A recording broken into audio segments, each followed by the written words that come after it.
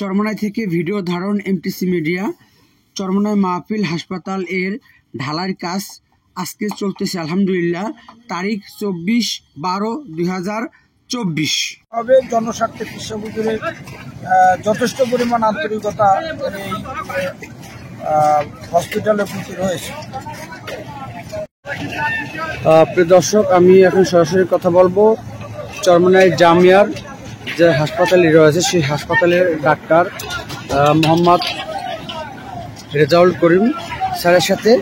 আমি জানবো যে চরমনাই যে মাহফিল হাসপাতালটি হচ্ছে এটা কত তলা এবং কাজ কবে শেষ হবে। আসসালামু আলাইকুম। আসসালামু আলাইকুম। আলহামদুলিল্লাহ, আমাদের তো এটা বহুতল ভবন হবে। আমরা 8 থেকে 10 তলা পর্যন্ত একটা টার্গেট রয়েছে। এটা আন্ডারগ্রাউন্ডও আছে।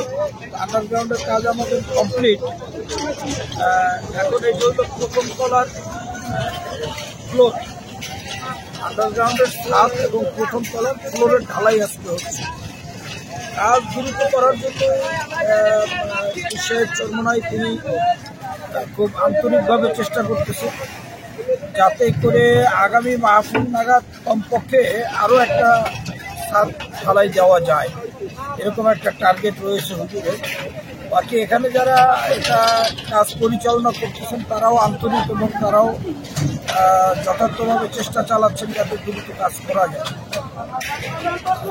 এই